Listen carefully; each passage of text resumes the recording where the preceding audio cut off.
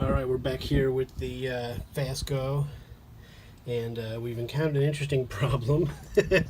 I'm not really ready to take the motor down, but I figured I'd see what size. I bought some nut driver, bolt drivers, whatever you call them, and I found something kind of interesting. When this is all tight, it's a little loose right now because I loosened it a little bit, but when this is all tight, you can't get a wrench on this, and the whole thing was turning by itself. I ended up using needle nose pliers, which I'll probably have to do to all three. It's very dirty. You can't really see it in the light, but it's very, very dirty inside and back here, so it's good to be getting this apart. Hopefully that goes smoothly. And then we're going to take this down here and see what's inside. Thank all of you for your advices and all that stuff. That's always very helpful. I'm not trained in any of this. And so Vegabase 25 was saying he thinks because this draws so little for such a big motor that it might be a PCS motor and that there might be a capacitor in here, and that stands to reason. It's there's a lot of extra space here on this whole switch thing, so we'll see. I guess you'd have to get a new one, and I don't know, what do you solder him in? I would have to do some research on YouTube. Again, I'm not trained. I don't know what the hell I'm doing. So that's that. Let's see what's in there. I thought I'd take the switch plate off first, but only two of these really threaded out. These are spinning, but they're not moving. That might be a source of trouble. Found out what my problem is. Two of these screws bolt all the way through, so I have to hold it on the other side. Alright, here's the switch box and plate out of the housing, as you can see. See, it looked a little different when it was new. Cool. So we'll see if this plastic top comes off, and then we can see what's inside there. So since I've only got one set of hands, and this motor's heavy, I'm sure, once this starts to get these off and this starts to fall down, it's really a pain in the butt to hold the motor up and not stress any of the parts, whatever. So I like to prop it up. I've got it on, that's a drum practice pad and some duct tape, and we've got it held up. That way we can just deal with it, not have to worry about the weight of the motor. That's how I like to do it.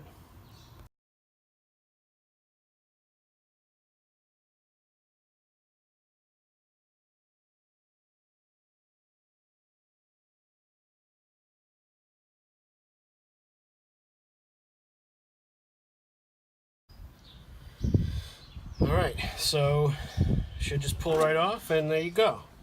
So off camera, I'm going to move things around a little bit so that we have more room to look and work.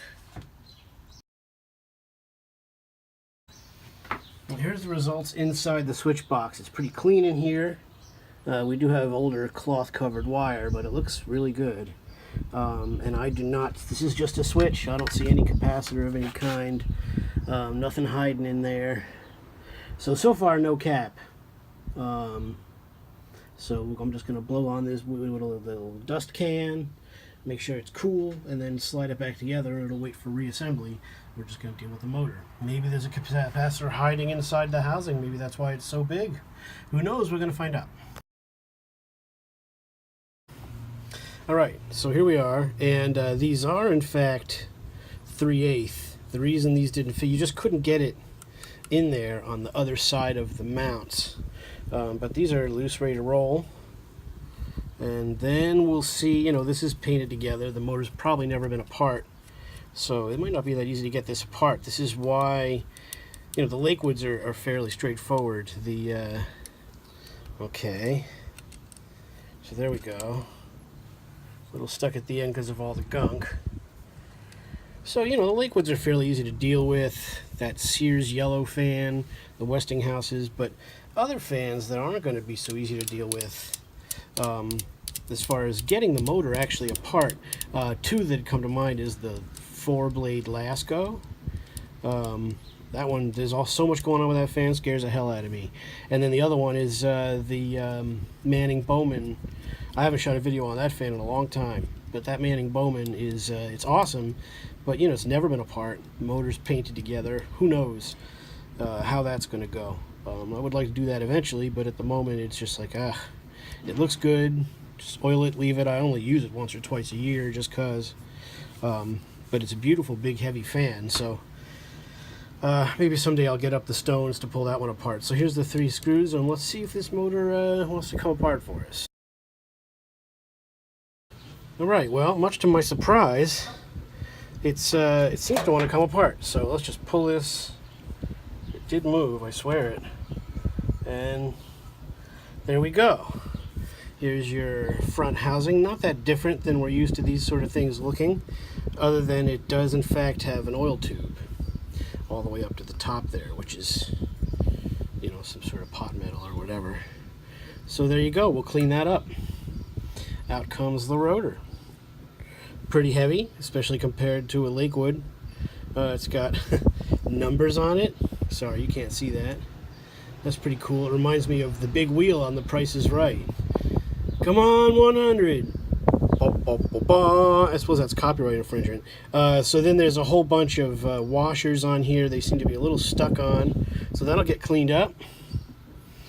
And then we have our windings, our stator. They don't look burned up or too bad or anything like that. Quite dusty. So we'll hit it with the spray a little bit. See how we do. Not spray, the air gun. I have one of those cans that I use. Not much left in this little can.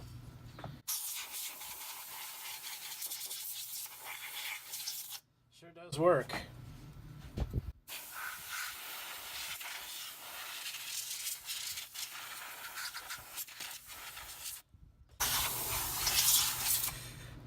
Yeah, that's what you do, you know. You just get the dust off of it. I wipe them down too, obviously, but that gets you started. So we'll take the stator and the wires run through, so you can't, like on the Macmillans, you can't really just pull the whole thing apart unless you're going to rewire it. I don't really want to do that. I just want to oil everything and get it going. So that's what we'll do. In addition to the washers that are on the rotor, there's also metal washers on the outside. So I'll keep those separate. That looks pretty cool. Looks like a vinyl record, sort of. You know what those are? Some people don't even know what those are. Some people never even listen to cassette tapes. That's crazy.